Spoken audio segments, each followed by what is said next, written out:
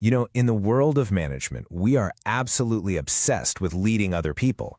But what if I told you the single most powerful leadership tool has nothing to do with your team and everything to do with you? Today, we are opening up the Self-Leadership Playbook, and we're going to see why the most effective leaders, the truly great ones, always start by leading themselves first. But before we dive in, let me ask you something. I want you to pause for just a second and think about the best leader you have ever worked with. I'm serious. Get a specific person in your head. What was it about them? What did they do that made them so good? Got them? Okay, good. Keep that person in mind as we go.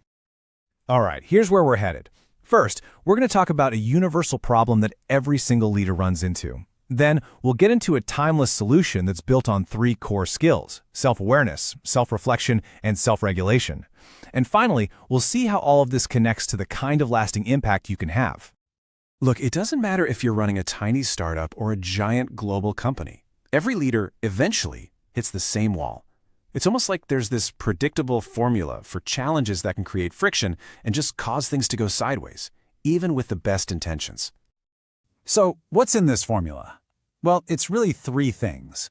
First, there's the constant feeling of having way too little time. Then, you've got the wonderful complexity of people dynamics, all their different motivations and personalities. And finally, there's this subtle, sneaky thing, the influence of power itself, which can actually change how you act without you even realizing it. And what's wild is just how fast that power thing can kick in. Check this out. There was this fascinating study from the University of Berkeley back in '98. They took groups of 3 students, and in each group, they randomly picked one person to be the supervisor for a simple task. Then, after just 30 minutes, they brought in a plate of cookies. And the results?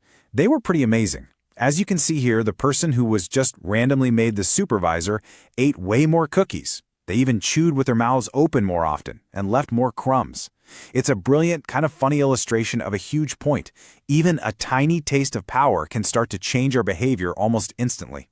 So if the pressure of time, the messiness of people, and the pull of power are universal problems, what on earth is the solution? Well, it's not some hot new management trend you'll read about. The answer is actually ancient. It's the discipline of leading yourself first. This idea goes way back. Almost 2,000 years ago, the Roman Emperor Marcus Aurelius wrote this: "The happiness of your life depends on the quality of your thoughts." It's just such a powerful reminder that our external world, our success as a leader, is really just a mirror of our internal world. And this isn't just some old philosophy. Modern thinkers are all over it. The founder of Visa, a guy named Dee Hock, gave this incredible recommendation. He said a leader should spend 40% of their time leading themselves. 40% before they even try to lead anyone else. So how in the world do you actually do that? Okay, that brings us to our very first tool. It all starts right here with self-awareness.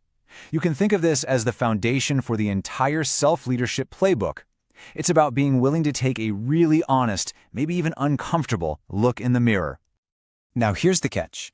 This gets so much harder the more successful you become as a leader. Why? Well, because people stop giving you honest, direct feedback. You can ask your team, "Hey, how are things going?" And you just get crickets. So you have to find ways to generate that awareness for yourself. Here's a super simple exercise you can try. First, think about a leader you've had in the past, maybe even the worst one. Pinpoint a specific negative trait they had, like maybe they withheld information. Now for the tough part, on a scale of 1 to 5, honestly score yourself on that exact same trait. If you find a gap, awesome. Now you can actually make a plan to get better. So self-awareness is a fantastic start, but it's not a one-and-done thing. To make it really stick, you need the second tool, daily self-reflection. This is the practice that turns that momentary insight into a real, consistent habit. And look, this doesn't need to take a lot of time. We're talking just a few minutes in the morning with a notebook. Just ask yourself a few questions. How did I show up as a leader yesterday? What's coming at me today? And here's the big one. How would the best version of me handle these things? And this is not just some feel-good activity. There's real science here. Research from the University of California actually shows that this tiny habit, just a couple of minutes a day, can measurably increase your compassion for other people. That is a direct antidote to that cookie problem we talked about, the tendency for power to make us less considerate. Okay, so you're becoming more aware, you're reflecting every day, But what happens in the heat of the moment when the pressure is really on? That brings us to our third and final tool, self-regulation. This is the discipline of managing your impulses when you really need to.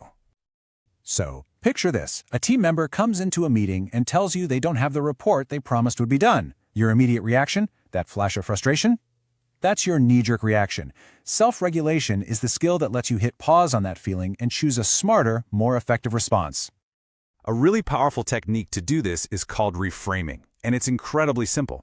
In that frustrating moment, the first thing you do is just stop.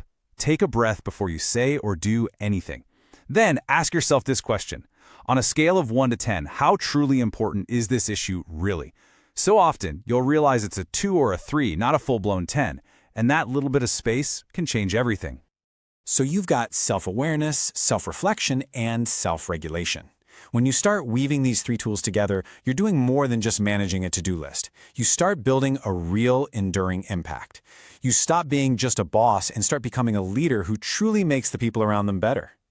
And this brings us all the way back to the beginning. Remember that great leader I asked you to think about? Well, the question is now for you. How will you become that person for somebody else? How will you become the leader that they remember years down the road as the absolute best they ever worked with? In the end, this whole playbook is actually pretty simple, though that doesn't always mean it's easy. It's not about mastering others. It's about mastering yourself. Because you have to remember, great leadership always starts with you.